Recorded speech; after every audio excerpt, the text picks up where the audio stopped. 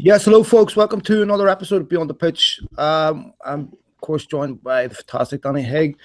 Danny joins me after we tried to do this on Monday, and unfortunately, due to my location in Las Vegas, didn't quite come off. Before we get into our show, I want to give a special mention to a young lad, Jerry Murray, his young nephew, Conal, who got the all clear from bone cancer after having his leg amputated. You can find more about him on Conal's Rainbow Army on Facebook. Special shout out that young lad, fantastic kid, and great to hear that he's got the all clear. Danny, mate, so much to get through. We'll cover some of the stuff we talked about on Monday. We'll cover a couple of the other topics that have come up since then, obviously, with what has happened since then. First of all, how you, mate?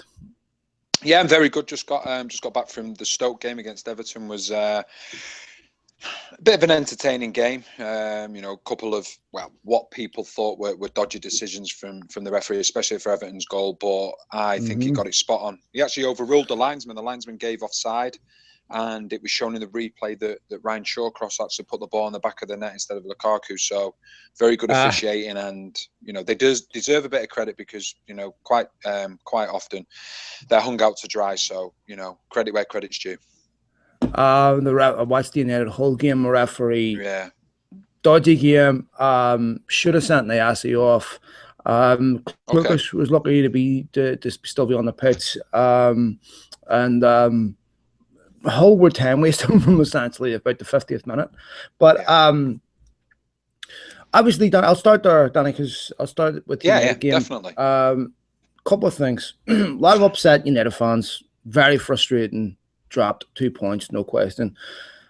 When I look at United, they're creating chances, no question, but they're missing chances. Pogba missed a chance.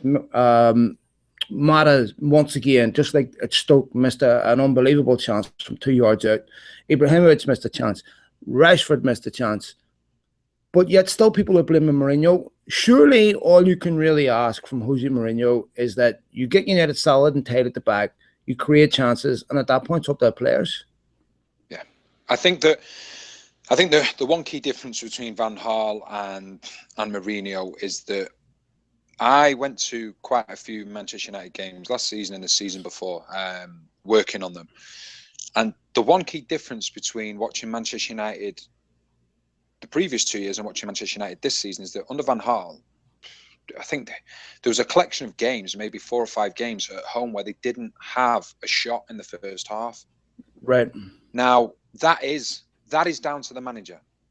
That 100% is down to the manager because the manager, when you're training during the week, he puts pieces into place, which means that you will then go forward, you express yourself, you create chances, you put the ball into the back of the net. Mourinho's done that. Mourinho has set his team up so they can go and express themselves, so they can put the ball into the back of the net by having chances created. He can't put the ball into the back of the net. Right. We've spoke previously. At any one time in a game, you have Ibrahimovic on the pitch, you have Pogba, you have Martial, you have Mkhitaryan, Mata, Rashford, Rooney. Every single one of them that I've just mentioned is a potential match winner. Mm-hmm. Right? And the one thing I would say about Manchester United this season compared to previous seasons is that Manchester United, over the last 2 or 3 seasons, possibly had 2 or 3 match winners on the pitch. So first of all, they weren't creating chances because of the way they were set up. And the odd few chances that were set up, there wasn't enough match winners on the pitch. Right. Now, they have a manager that's enabling them to create chances, which we've seen time and time again. And you have match winners on the pitch. Mourinho has brought the right players in. Mourinho cannot put the ball into the back of the net for these players. I completely agree with you on this. I was at the Stoke City game. The problem is for Manchester United, and the Stoke City game really typified it. Manchester United can take the lead. We've seen this before. They can take the lead, but how often do they go then and get the 2, 3s, the 4s? So we look at Arsenal at home, 1-0, dominating the game, ended up drawing 1-1. West Ham went behind, got back into it, dominated the game, 1-1. Burnley couldn't get that elusive first goal. Stoke City take the lead, then end up conceding. Everton away, take the lead, end up conceding. That is not Mourinho's fault because when you're watching the game, I see a completely different atmosphere at Old Trafford this season. You could hear a pin drop last season, because it was lethargic and it was very much possession based, and there was no identity within the football team. I watch Manchester United now and I see an identity. I see more often than not when Carrick plays a 4-1-4-1, your four midfielders at times getting beyond Ibrahimovic and chances being created.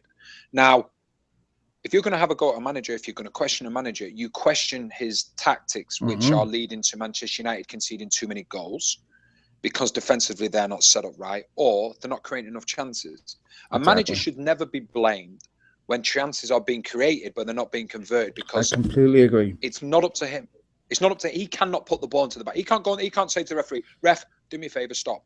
They've built the play up really nice now. Let me put my boots and I'll go on the 6-yard line and I'll put the ball in the back of the net." He can't do that. So from that point of view, I look at it and I think Mourinho is actually doing his job as a manager. And if they were more ruthless in front of goal, they would probably have Arsenal should have seen that game out. Stoke City should have seen that game out. Burnley, Hull, Everton. The list goes on and on and on, where they haven't scored more than one goal. Games where they haven't scored a goal. But it's not through lack of chances being created. So that's something that the players have to do more about. And they'll be disappointed because we've seen that these players can put the ball in the back of the net. There are goal scorers in that team. Now, Ibrahimovic, top goal scorer. The next player after him, I bet it's a big jump. I believe it's Mata around 4, and then it's Martial on 2 or 2 or 3. So it is a big jump. And, you know, there's certain people, if you look at statistically, and I don't like to do this, but I'll do it just for the sake of argument.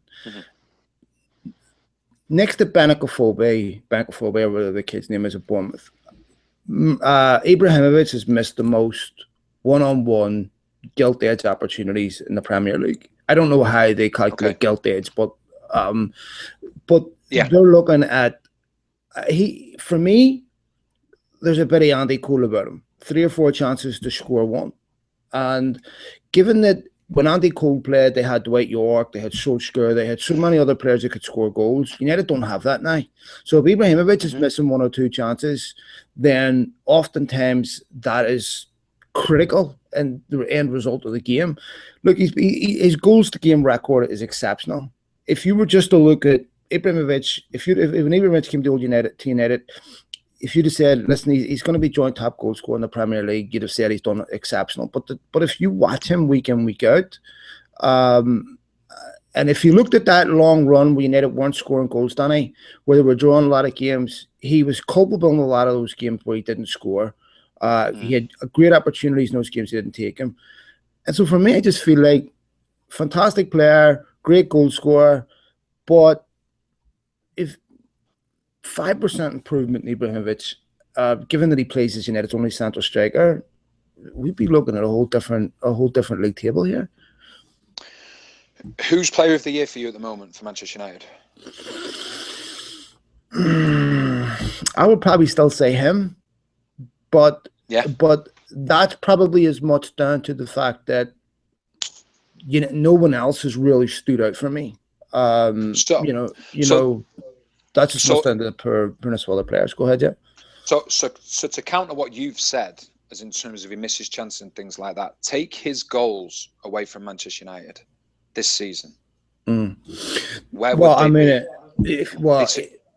It's hard to know, because if you take his goals away, then you need to play someone else's centre striker. There's no question.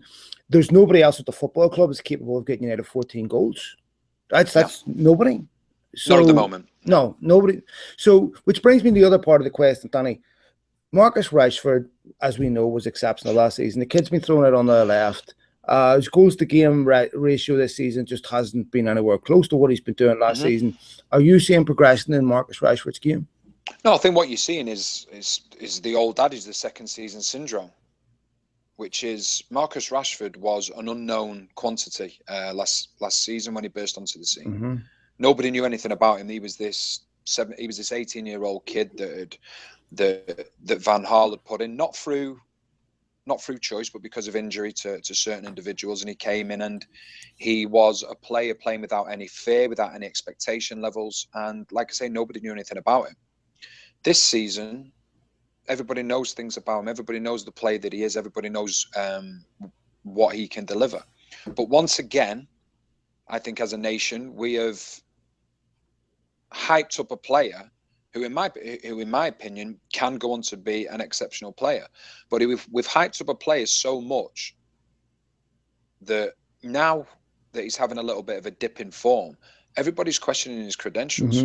When realistically, it should be a case of, you know what, he came onto the scene last season, was absolutely phenomenal, got Manchester United some important goals, and you know what, he's taking a little bit of a back seat now, and he is finding it a little bit more difficult.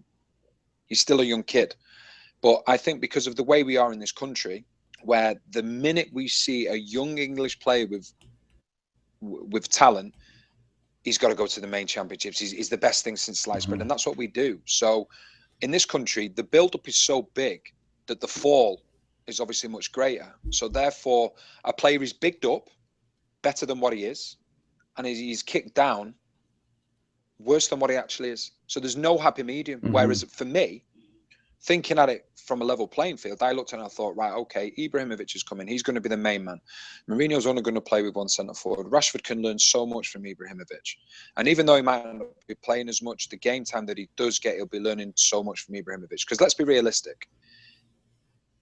These injuries didn't come around last season for the Arsenal game when Rashford got thrown in. Rashford probably wouldn't even have made his Manchester United debut yet. And he would probably be progressing still as a youngster. But because he has, all of a sudden, everybody's putting this pressure on him and he's the next best thing. And when it doesn't work out, I have had people, the conversation that we had last week, Wayne Rooney's record will never be beaten. I had numerous people getting in touch with me and saying, what about Marcus Rashford? He'll beat it. And I'm like, what? You're talking about an 18-year-old kid that's played a quarter of a season, done exceptionally well, still in a massive, massive learning curve for him. And not only are you saying that he's going to be Wayne Rooney's record, which incidentally he won't, but what comes with that is greater pressure. And that's what I say, you build this player up. Listen, I think he's got the potential to go and be a real top player, but you have to let him progress slowly. In this country, we want everything tomorrow. Sorry, what everything today instead of tomorrow. And it's a real problem we have. We've done it over the years with so many different players. We did it with Gascoigne. We did it at times with Wilshere. We did it with Joe Cole. We did it with Michael Owen. We did it with Wayne Rooney, David Beckham, Steven Gerrard, Frank Lampard. We do it with them all. And we pick them up. And then all of a sudden, when they have a little bit of a rough patch, it's, oh, he's not really up to it. And I just think it's just let a kid progress, because that's what he is, a kid. All right. Let me ask about the other incident that Rio Ferdinand kicked up a stink about on social media today, when he heavily criticized Paul Pogba and Jesse Lingard for doing this dance on Instagram and said that shouldn't be doing this until they've won trophies and United are sitting in sixth, and this is not appropriate to be doing this. Now, I come from an era where I don't like it, right? But I also recognize that, look, United encourage these players to do this, right? Because it's part of their social media reach. United want their players on Instagram. They want their players on Twitter. They want them doing these stupid videos. They're also young players. To me, if I'm going to get upset at Pogba and Lingard, I'm going to get upset, Danny, at things like coming into training in a Mercedes with personalized seats like Memphis Depay when you haven't done anything, not for doing a silly dance. And I know you're going to disagree with me, but go ahead. Listen, for me, regardless of whether a silly dance, whatever it is, I agree with Rio Ferdinand, because of the simple fact, listen, nobody's saying that, you know, you should just all sit in the dressing room and just sit there and just look at the wall or read a newspaper or whatever. Why do you have to put it on Instagram? Why do you have to put it on social media? Because what you're doing, you're then creating attention for yourself that people will throw back at you. There's no doubt about it. We've seen it over recent seasons. People will throw it back at you. Everybody cannot wait. And what you have to remember is that Rio Ferdinand, when he spoke about it, he said, listen, I've said my things about Arsenal, as most people have. So therefore, it would be wrong of me not to say the same thing about Lingard and Pogba. So I agree with him. I agree with him in that fact of, let's talk about the top teams, okay? Let's talk about the top teams in European football at the moment, okay? So we have Chelsea, we have Real Madrid, we have Barcelona, we have Bayern Munich. They're probably the teams that are dominating the European scene and in their country as well. Atletico Madrid, Sevilla, and teams like that as well. Now, have you seen any Real Madrid players doing that? Chelsea don't have any young players, don't they? Have you seen any Real Madrid players doing it? I have to be honest, I don't follow Real Madrid on social media enough. I don't either, but I think if they did, it would be made an example of, and people would see it. Barcelona, I don't see it. Bayern Munich, well, Barcelona just avoid paying taxes. That's a completely different subject. We're not talking about that. I know. So for me, it's, I understand where Rio Ferdinand is coming from 100%, because what he is saying is that, listen, you are Manchester United, you are 6th in the league.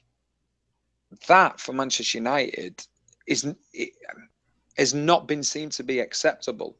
So therefore, whilst you're doing all this, do it when you're winning these trophies. Do it when you're winning the Premier Leagues, when you're winning the Champions Leagues and things like that.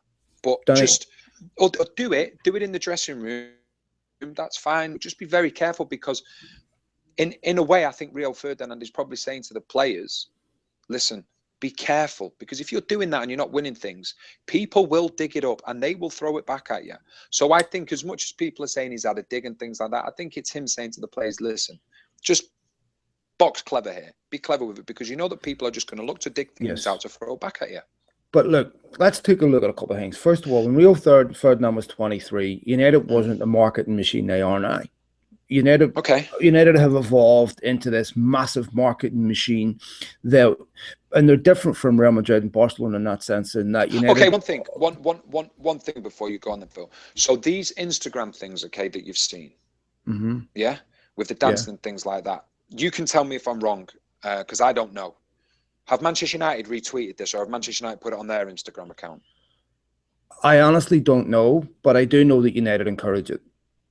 But in my opinion, I would be amazed if all this has been put on Manchester United's main account or their Instagram account. I may be completely wrong, and I leave myself open to be proved wrong. But if Manchester United are promoting this, then Manchester... I don't know. I'd have to check it, Danny, if United put it on their Instagram account. I'm not 100% sure. But I've lost it, so let me bring it back in. But I don't know. I have to take a look at it, Danny. My view on this is this. Look, United encourage this. And when you look at United Football Club today, it's a massive marketing machine. United ask these players to do these things. And when you're living in an era when social media marketing is massive, and United are judging players sometimes by their value on their social media reach, these things go on. If we had had Instagram when Giggs was 21, 22, when Lee Sharp was 21, 22, and they were uploading things of their life, we'd be seeing much worse.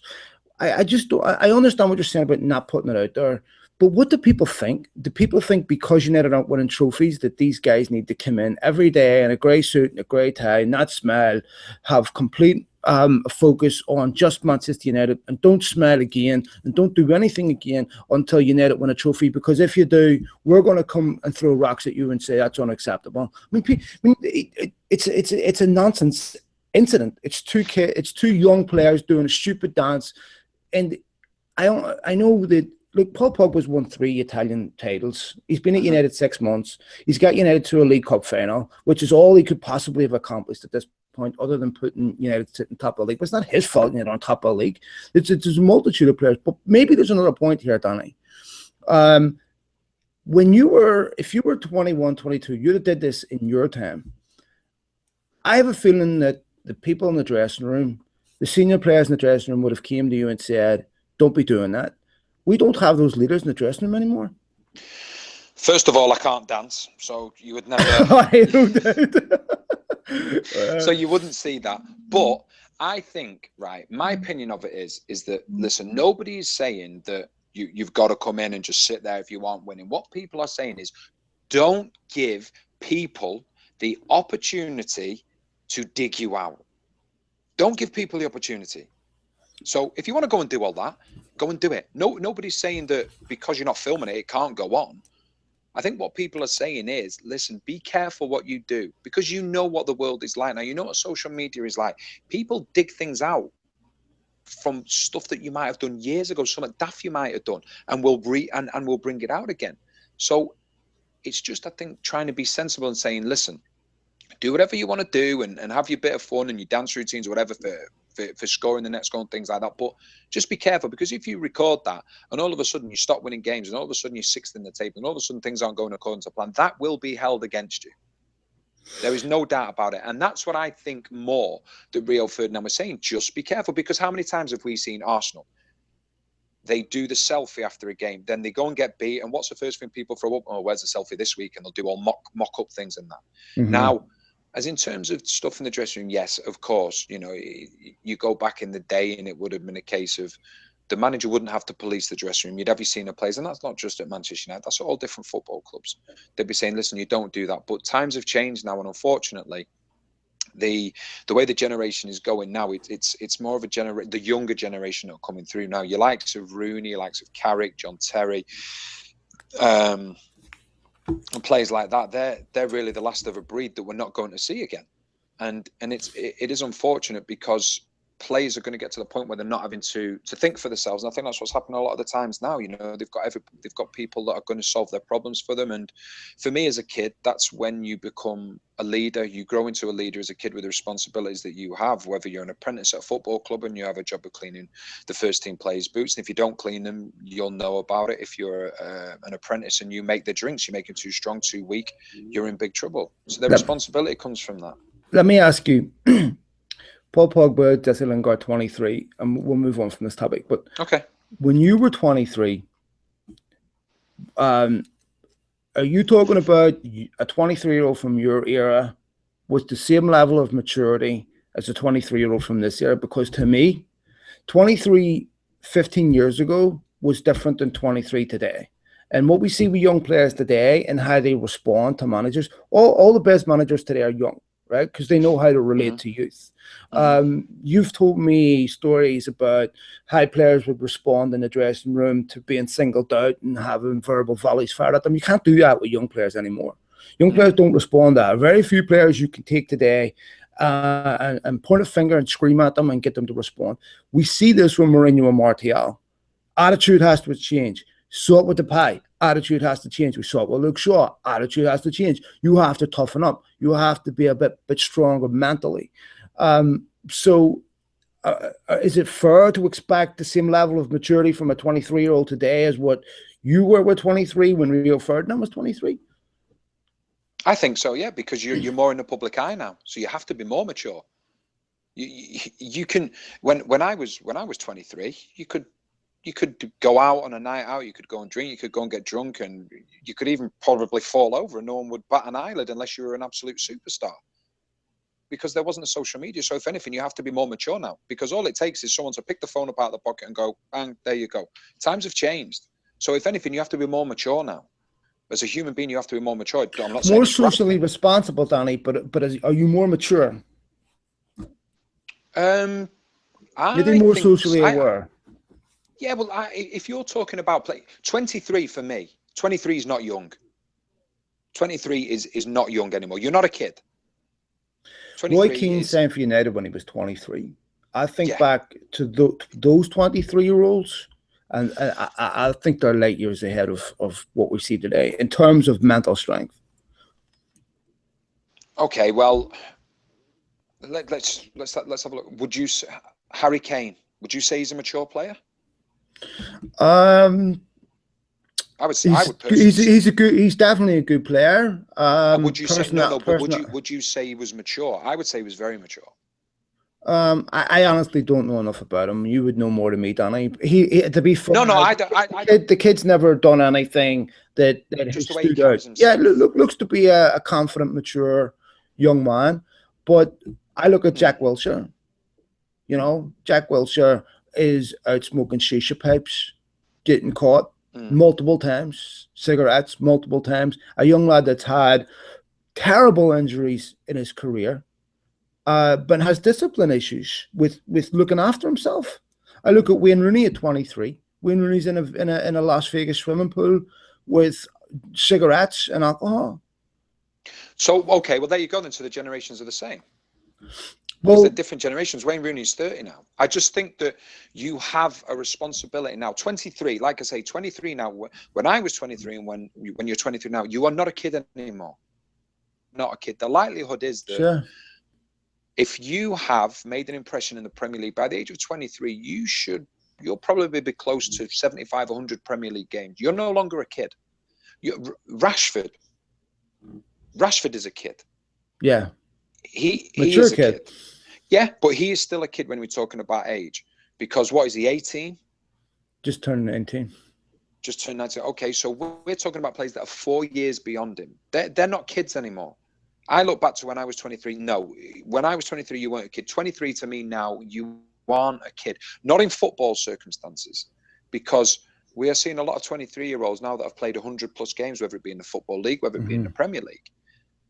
Me, using being young as a possible reason behind it, people may disagree. 23 is not young to me within the Premier League, within football. Now, not when you're seeing players making the debut at 16, 17. You know, it's 23 for me has never been young. I think when you should be starting and looking at things and going, right, okay, I'm starting to mature as a player now. That's 21, 22. You know, you've had your taste of the action. You've had quite a few games. You're trying to stamp your authority to get into a team. You're not a kid anymore. That's the way I look at it. And I just think that for me, when I look at Pogba and the situation with Lingard doing it, do I think that there is loads wrong with it? No, I don't. But you've got to be careful, because the minute you do that, you are leaving yourself wide open. You leave yourselves wide open, because now you can guarantee Manchester United draw 0-0 today with Hull. There'll be somebody out there that has done a video of that Pogba thing with Lingard and probably added some quotes onto it. That's the problem that you get. The other part of this is these Instagram videos aren't for you and me. They aren't for people of our era. They're to connect with the younger audience that don't see an issue with this. They connect with the 16, 17, 18-year-olds who live their lives by social media. So you and I'll criticize it, but United are going to look at that and look at it totally differently. And they're going to look at that as a way to connect with young kids. And so in some ways, United as a football club have to take partial responsibility for this, because this is just the reality of the game today. It's part of it we don't particularly like, but United are going to see this as a harmless video uploaded, and it's being made by marketing people that don't have any football knowledge, that don't understand the consequences in terms of drawing a parallel between maybe we shouldn't be doing this and United sitting sixth, because these kids are put in a marketing division and told, build our social media profile, and the quickest way to do that is to use the biggest, most expensive football in the world. I'm not. There's a big difference. I'm not criticizing it. What I'm saying is that you have to be very careful. Sure. Because people will use it. Now, you've just said it's not aimed at us. It's not aimed at us, but we've seen it. Sure. Everywhere, and you can get out tonight on social media, on Twitter, on Instagram. It'll be on again, having a dig at them. And that's what you have to understand, is that you have to be wary of the consequences. Because for me, I don't think, and I think this is where people are getting, the wrong end of the stick. I don't think people are coming out and saying they shouldn't be doing that, shouldn't be doing this. I think they're looking at it and saying, listen, be careful doing this. Look where the team are in the league at the moment. You're trying to build again. This will be held against you. This will be brought out again. And I think that's the message and the point that people are trying to get through. Not you shouldn't be doing it. Well, let me ask you this. When you were a player, I've talked to other footballers, and a lot of professional footballers lived in a bubble, right? where the outside world was the outside world. They lived in their own bubble. Were you consciously aware of the general public looking at you and having some sense of resentment towards the money that you make and the life that you lead? Or were you in your bubble saying, everybody loves me? No. I wasn't like that, because my dad would have kicked my ass the minute I did that. Right. He would have said, don't ever forget anything where you come Well, from, and things like that. Well, what was your typical experience of what you witnessed? Are footballers consciously aware of how the public looks at them? Personally, I was, yeah, because I was always of the. Basically, I give you one instance. When I was younger, probably 19, I was still living at home. So I was in Manchester living at home, and I'd been out with a few of my friends, and I was walking home, and there was two women walking ahead of us, and they were. I was 19. They were a lot older. And one of them had fallen over. Heels had broken, and she couldn't get up, whether it from drink or because she'd hurt her ankle, I don't know. The first thing I did, I went over to her and I said, "Are you okay? Is everything all right?" And she was like, yeah, I'm fine. I said, "Listen," I said, "let me help you up. Do you want me to ring a taxi or anything like that?" Like any normal human being would do, whether you're a footballer or not, any good, decent person would do. She turned around to me and looked at me and went, "I know you. You're a footballer. Get out of my face." So sometimes, even when you're trying to do the right things will be held against you, because it's what people expect the stereotype to be. Sure.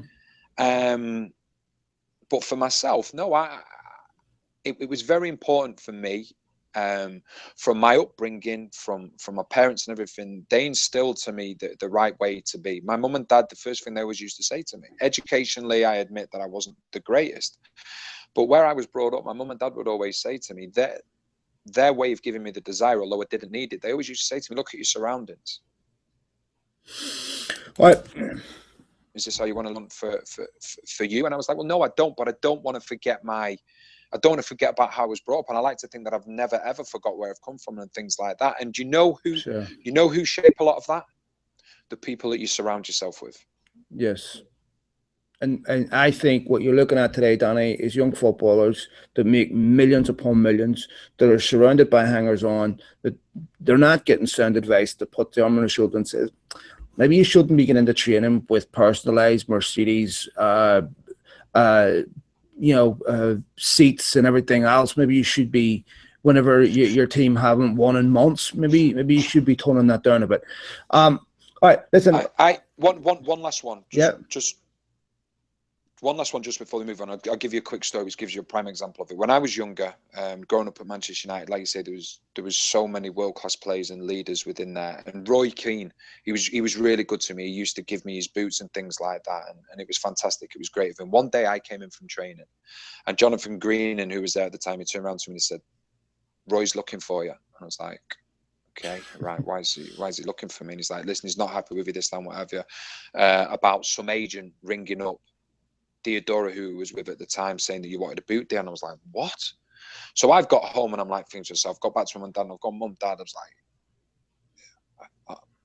I need to get this sorted out. So because this isn't right, something's not right here. So fortunately, I managed to get Roy's home number. I rang his wife, answered the phone and said, "Listen, he's out walking the dog at the moment." So I was like, so I'll ring back in 10 minutes. So I rang up, and he's answered the phone, and I've gone, "Roy, it's Danny." And I'm just waiting for him to just have a go at me, because obviously he thinks that someone has rang up Theodora, being my agent, saying that I want to get boots when he's looked after me. And I just went, "Roy, I'm really sorry. Whatever's happened is in terms of this. I don't have an agent. I've never had an agent, and I have no idea who it was." And he was unbelievable. He said to me, he said, "Danny," he said, "listen, two things. You're a young lad. You don't need an agent. You're only young. Football boots, I will look after you. Just be careful." And it was some of the best advice I ever had. And he was absolutely brilliant on the phone to me.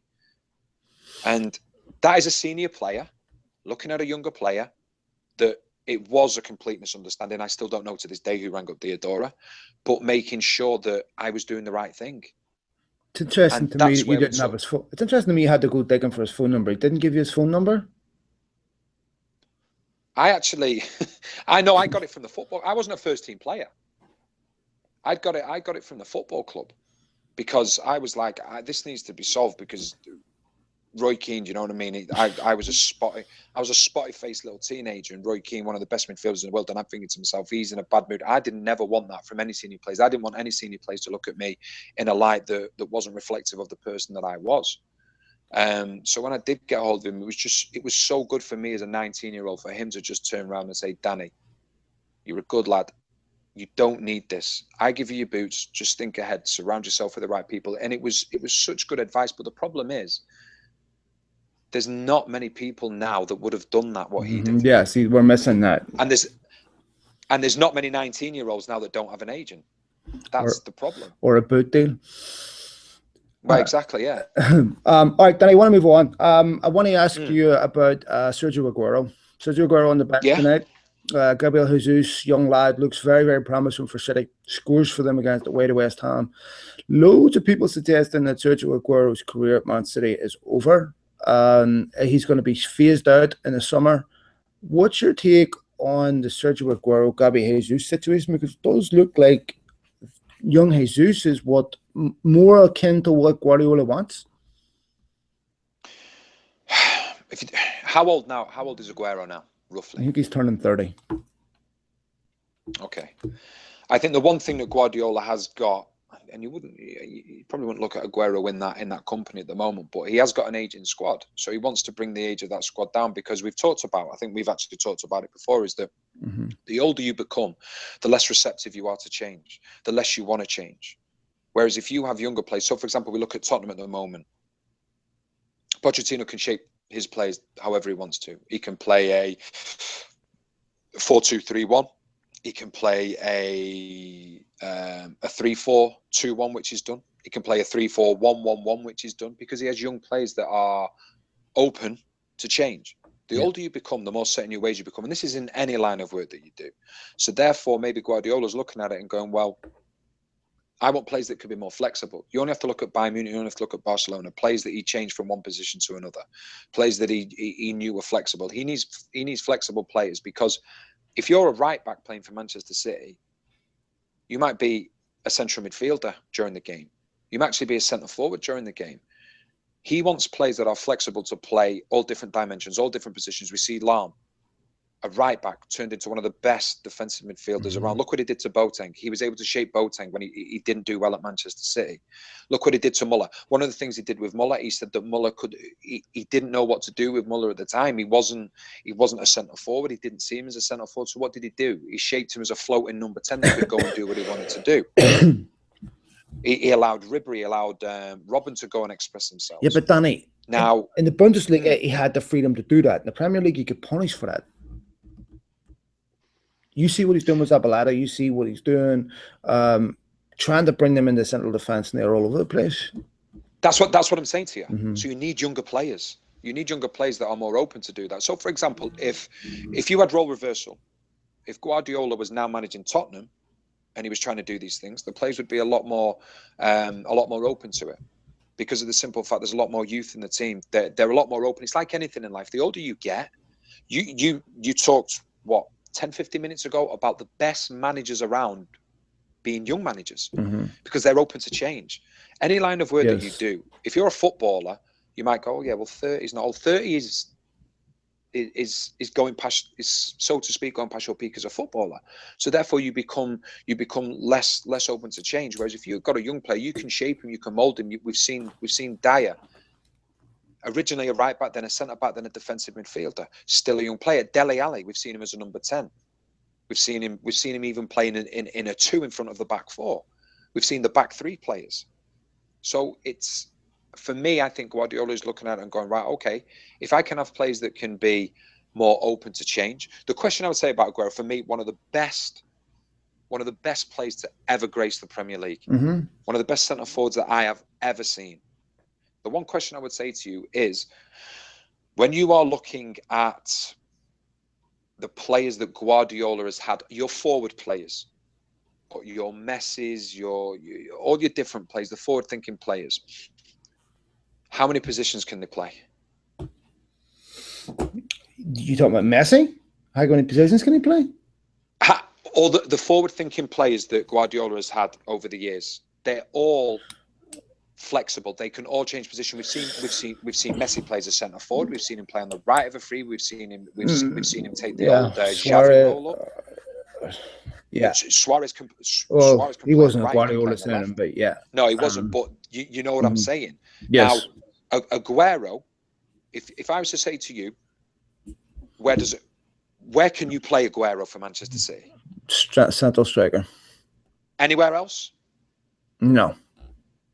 That's where the problem then becomes for Guardiola, because he wants players that are flexible. So, for example, Guardiola may decide, well, I want to play the false number 9. But he's done with De Bruyne. Forward. He's done that with De Bruyne. Exactly. Which is fine. De Bruyne can play numerous positions. Jesus, who you're talking about, will be able to play numerous positions. Aguero, if he doesn't play centre forward, the high chances is that he's not going to play. Let me ask you about that, because on the other side of Manchester, you've got Jose Mourinho saying, I want positional specialists. I don't want utility players. I don't want somebody who can play left back, right back, centre back, centre midfield. I want someone that's a legitimate right back, a legitimate left back, etc. Yes. Very, very different way of coaching. So which one would you trust? Very, very different styles. Conte and Mourinho are very much a similar mold, which is we build from the back. We keep strong at the back. You only have to look at Conte numerous times when he won the league for Juventus. More often than not, he had the best defence, weren't always the top goal scorers. The same with Mourinho. Usually when he wins the titles and things like that, best defence, not necessarily best attacking. Manchester City, Chelsea a few years ago was a prime example. New Year's Day, Manchester City, Chelsea, level on everything. Goals scored, goals conceded, points won. Everything was neck and neck. By the end of the season, Manchester City had scored a lot more goals than Chelsea. But Chelsea had conceded a lot less than Manchester City. Second Chelsea half walked of the the season league. they changed. But Chelsea walked the league. There's a perfect example, Danny. Chelsea don't have a lot of young players. Chelsea have an older squad. Conte come in, switch them to 3 at the back, and he's got them at the minute walking the league. So should people be talking? Guardiola's talked about as the greatest coach of his generation. Why can't he do what Conte does with an older squad? Because to me, I don't see Pellegrini got slaughtered with his squad last season. And there's not a massive difference. Because with Guardiola, I think that Conte's preferred system, we all know that it is a 3 at the back. He has players that are valuable to a 3 at the back. David Luiz, that's why he was brought in. People question whether he could play in a 2. You know, that's an argument that remains to be seen, because I'm not too sure whether he can play in a 3. He signed David Luiz. He had Diego Costa, who can be that focal point up front. He has the players. So he had the players that could play the system that he wanted to play. Guardiola doesn't have the players that play the system he wants to play. This is his hardest job, bar none. I said it the minute he got the job. Everybody said Manchester City will win the league. I said I think they'll find it very difficult. And I said that at the start of the season, even when they were top of the league. Yeah, Guardiola at Barcelona, okay? He was Barcelona through and through. The way he was brought up was the Barcelona way. Busquets, Iniesta, Xavi, Messi, Piqué, Puyol, the list will go on and on and on. They were all brought up the Barcelona. Yeah. Oh, right. But they were all brought up. They were all brought up the Barcelona way. So if you have 7 or 8 players that are brought up the Barcelona way, whatever way that is, you can integrate 3 or 4 players to do that. Absolutely. Had the same at Bayern. Had the same at Bayern. He did change things a little bit because he felt as though he needed to, but he had players that could mainly play in the system that he wanted to play. Manchester City, he came to a club which was a little bit of a mishmash. You have aging players, which, as we said before, are not going to be as open to change as players will be that are younger. And the Premier League is the fastest league in the world, without doubt. Now, the one thing that Guardiola, in my opinion, never had to deal with at Bayern Munich or at Barcelona, there was never the fear of the counter-attack, because they were so possession-based. They would be so dominant that teams, when they got the ball back, they would be just like, right, I need to have a breather. But now what we're seeing in the Premier League, and this leads me on to the next point that I want to talk about, is that this sounds like a crazy statement, but believe me, I can back it up. I think that it is more important for your Arsenals, your Manchester Uniteds, your Manchester Cities, your Chelseas, and your Tottenhams and your Liverpools. I think it's more important for them top 6 teams, more so than your Sunderlands, your Hull Cities, your Swansea Cities, your Bournemouths, your Burnleys, all the teams like that. It's more important for the top teams to have two out-and-out defensive midfielders that are going to sit there and protect than it is for your lesser teams. Why? Okay. The reason is because of this. I'm doing a big column on it this week. Is because if you're the bigger team, means the better team. If you're one of the top 6, if you're one of the top 6 teams, unless you're playing another top 6 team, you are going to have 65, 70, 75% possession. Okay. Right. So that means that the opposition are going to be sitting deep anyway. Correct. So if the opposition only playing one defensive midfielder, the likelihood is that the other 2 midfielders around are going to be near enough holding hands. But this is where it becomes key and it becomes vital now that you play with 2 out-and-out defensive midfielders. It is because of the simple fact that the bigger the team you are, the more possession you have, the more open you are to the counter-attack. Manchester City play with 1 defensive midfielder. Conceded, along with Liverpool, who only play with 1 defensive midfielder as well, both of them have conceded the most in the top 6. Chelsea played with... Yeah, but Danny, you get a team that's set in deep to hold on to a 0-0. The quickest way to counteract that is to score. As soon as you score, they've got a choice. You can sit in and hold your 1-0 all day long. Go ahead. And then you've got to come out. That depends on you scoring that early goal. Yes, now, but Liverpool isn't it better? Isn't it better to start with an extra forward? Go try to get that early goal. Because you're going to have 70%, if you're going to have 70% of the possession, you're going to spend that attacking. Isn't it better to say, do you know what? Instead of sitting with 2 holding midfielders, I'm going to put an extra guy up front because most of the play is going to be up here anyway. Get and try to get that early goal. Don't think so? No. No. Look at Liverpool's defeats this season. Who have they been against? They've been against lesser teams, but as you've quite rightly pointed out, Liverpool, they want teams. They're a counter-attacking team, so they want to press. But if they dominate the possession, then you don't see the best of Liverpool. Exactly. So therefore, you have to understand that if you're Liverpool, you are going to dominate 80% of the games that you're playing in. So therefore, I believe that the top teams in the Premier League, if you are only playing with 1 defensive midfielder, you are at your most vulnerable when you're attacking. We've seen it. We saw it. I was at the FA Cup game. One of Wolves' goals came from I think it was a corner that Liverpool had. And all right, the second one was a free kick. Wolves had so many opportunities. And you can say it was a weakened. Liverpool team. It was also a weakened Wolves team, who, by the way, I think were 18th in the Championship at the time. So that argument, I don't buy. Burnley, Bournemouth, Swansea. In all 3 of them games, Burnley they didn't score. Swansea they didn't score in the first half, I don't think, and I think Bournemouth they got quite an early goal.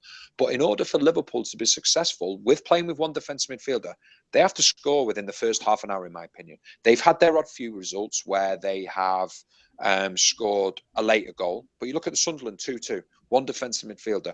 Look at Chelsea. If I said to you, Chelsea take the lead 1-0, what do you say then automatically? They'll win the game. Tottenham take the lead 1-0. You think, okay, they'll go and win the game. It's not the same with Liverpool, and that's why I just feel it's no surprise, in my opinion, that the 2 teams that have conceded the most goals in the top 6 are the 2 that play with only 1 defensive midfielder. Manchester United only play with 1 defensive midfielder, but Mourinho makes sure that only 1 fullback goes at the same time, at the right time. So they are always defending with a 4, because the problem that you have... But he takes that defensive midfielder off, Danny, if he needs a goal. Yeah, if he needs a goal and if they're so dominant, yeah, I understand that, of course, because they've got to go for it then. But the biggest problem is that if you just play, so if you look at it, you have your 2 centre backs and you have your 1 defensive midfielder. So you're playing with a triangle, okay? You are most vulnerable because your fullbacks are playing as wingers. You are most vulnerable down the sides of the pitch. So what happens is, say for example, Henderson. So you've got Matip, you've got Lovren, you've got Henderson, or you've got Stones, Kolarov, and say Fernandinho. If the ball breaks and you are countered, Fernandinho can only go over to the left-hand side or over to the right side. He can't do both sides. Sure. Whereas how Tottenham do it, how Arsenal do it now and how Chelsea do it, regardless of whether they're playing three at the back or not, they have two defensive midfielders and they will say, right, okay, if it breaks to the right-hand side and our fullbacks are going forward, you go to right-back position, you go to left-back position, and the recovery run from the fullbacks is then to the defensive midfielder. Right. So you are never actually outnumbered. But the teams that are struggling the most, as in terms of conceding goals in the top six, are the ones that are most vulnerable to the counter-attack, and they're the ones that are only playing with one defensive midfielder. Very, very interesting. I remember you talking about this with Man City, and they were getting exposed down the middle. I think it was Arsenal was watching them against. In the first couple of minutes, Arsenal cut right through them. But at the same time, when I'm watching the Chelsea-Tottenham game, if you remember, Tottenham took both of those defensive midfielders out with their wing-backs going forward, which created enormous space for Eriksen coming through the middle. Yes. So they took Kante and Matic. It was mainly Matic, because both basically what they did it two different ways. What they did, in my opinion, Tottenham, when they played Chelsea and were successful and beat them, they played a 3-4-1-1-1. So they had Eriksen. So you had your 3 and your 4, then you had Eriksen, then you had Dele Alli, and you had Kane right at the top of that. And what they did, and it was so clever from Pochettino, it goes back to having youth in the. Lost you, Danny. You cut out of me a bit, but no, you're absolutely right. The way they attacked both that left and right, the left and right wing backs pushed forward and brought the Chelsea wing backs, Chelsea defensive midfielders inside, was what won them the game. Folks, we'll go ahead and leave it there. Thanks as always for tuning in. Very, very much appreciated. We'll catch up with you again. We're doing the United show probably tomorrow. So we'll do it again tomorrow. Drop us a message on Twitter, and we'll go ahead and respond to that. We'll be covering different topics. We'll be covering obviously what we saw today and a bunch of other stuff. Danny, thanks as always for joining me, mate. I'll catch up with you again next week. And thanks as always, folks, for watching. Cheers.